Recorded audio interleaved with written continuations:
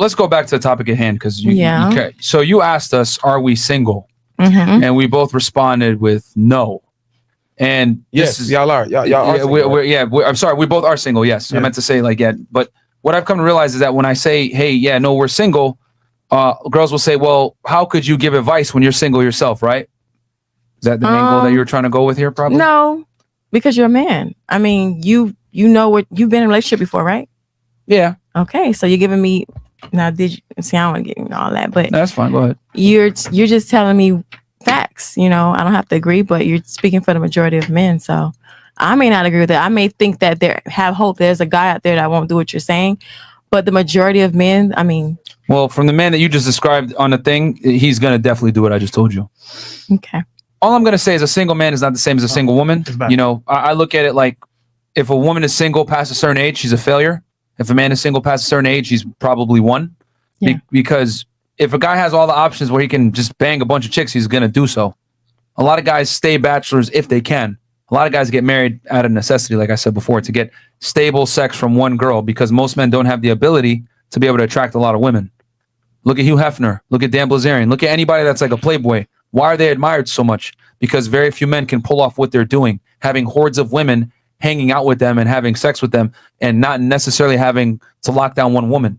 Normal guys, their sexual strategy, they got to get one girl, commit to her to get consistent sex. Certain guys that are anomalies don't have to do that. But women, on the other hand, if I'm just saying, some women gonna get mad at me. Yo, if you're 30 and you ain't married by the time you're 30, you failed, bro. As a woman, you failed. Hold on. You failed. That's a whole nother. You gonna get us riled up again and triggered. No, I'm gonna just be quiet. A small she point. said you're gonna get them triggered. Hold on. Get triggered again. Okay, you can get triggered about. You finna trigger them, gang? I'm 30 in January. All right, trigger. Okay, well, again, you can feel how you want to feel. I failed. Yes, you failed because you have a finite. But I started out late though. I'm a late bloomer. Okay, so women have a finite amount of time. Yeah. To get the best man that they can get. From 18 to 24 is your peak, and this is statistically shown. We get the girl from the dating app thing. They did a study on Tinder or on the dating apps, and they found that men between 18 and 60 universally wanted women between 18 to 24.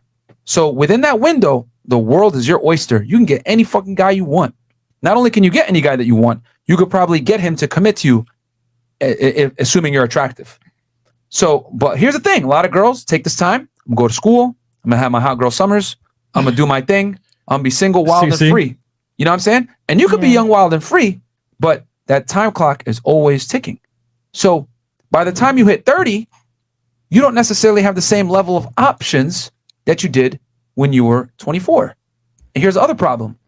Every day a new girl's turning 18. So now you got other girls coming into the market that are younger, more attractive, firmer than you are. Not to say you in particular. Firmer. I'm saying women in general. And how are you going to compete with that? You can't. You can't. From a biological standpoint, you cannot. So the men that you're fighting for, 100K, 5'10", black man. Oh my God. Chocolate. You're competing for this man, but he has all these options of these other girls that also want him.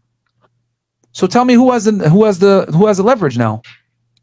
Simply put, women are born rich and die poor if they don't know how to invest their money, and men are born poor and if they work really hard, die rich. Men must create their value. Women are born with value, so they have to preserve it and cash out at the right time. That's the difference. Makes sense.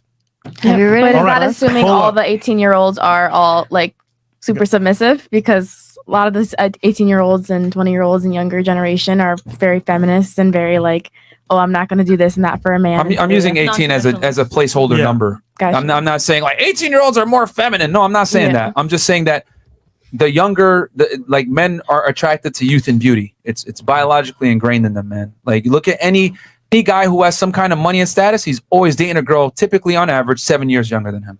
Bam. Got you. Okay, super chats real quick. And then, yeah. So don't worry, you still got some time, but you got to find him quick. What, 3 weeks? If I were you, I'd be dating with an intention. My thing is 35. That's my cutoff time. That's too late, man.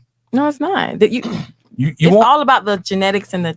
Do you have any children? I have 1 2-year-old daughter. Okay, let's say the man wants to have a family. are you? I want some more kids. How are you?